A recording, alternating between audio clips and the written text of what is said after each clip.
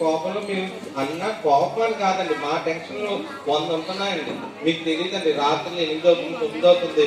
Teacher గారు గారండి, మీ గారండి, ప్రతి ఒక్కరికి ఏదో పని కల్పిస్తానే ఉందండి గవర్నమెంట్. మీరు వచ్చి ఆ పని ఏంటంటే చెప్పారు, మా వల్ల ఆ పని ఎక్కడ అవుతుంది ఏంటో చెప్తామండి. ఒకవేళ మీకు చేయలేదు, సచివాలయానికి వెళ్ళాము చేయట్లేదు, మమ్మల్ని కూర్చోమనట్లేదు, ఇవన్నీ ఏముందంటే మేము వస్తున్నాం అండి. మీకు కావాల్సిన పని చేయడానికే మేము ప్రతి ఒక్కరు మీ ఇంటికి వస్తున్నాం అండి. ఓకేనండి, మీకు ఏ ప్రాబ్లం ఉన్నా మాకు ఎవరొకరితో షేర్ చేసుకోవచ్చండి. మా సచివాలయం ఎంప్లాయీస్ అనేది షేర్ చేసుకోవచ్చు, టీచర్ గారితో షేర్ చేసుకోవచ్చు, మా సెక్రటరీ గారితో షేర్ చేసుకోవచ్చు. మీకు అవ్వని పని అంటూ ఏం లేదండి.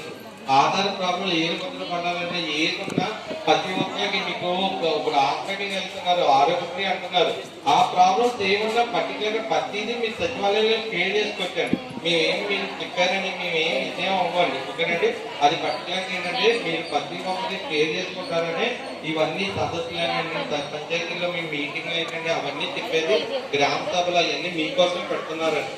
అది మీరు యూటిలైజ్ చేసుకుంటారని. ఓకేనమ్మా, అది పర్టికులర్గా మీరు ఏదైనా మాకు ఇది ప్రాబ్లం ఉంది సార్ అంటే అది ప్రతి ఒక్కరు మీ ప్రతి ఏరియాలో సచివాలయం ఉందండి.